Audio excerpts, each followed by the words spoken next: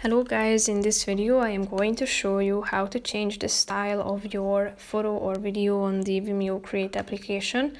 But first I just want to mention, don't forget to subscribe to my channel because at 10,000 subscribers I am going to show you my whole YouTube revenue statistics and growth strategy, how to make money online. So let's jump into it. First of all, open the application on your phone.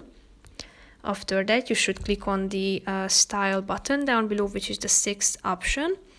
Tap on it, and here you're going to find a bunch of options in this 4 categories. There is a featured category, minimal, fun, and all. So you can find them organized into distinct categories such as no filter, dramatic, punk, rave, ice, country, matchmaker, plastic, shadows, calm, aura, brush strokes, and so on. So click on the relevant one you would like to choose, and after that you should click on the done button in the upper right corner of the screen, and then the style will be applied to your picture or video. So that's pretty much it for this video, guys. See you in the next one. Bye bye.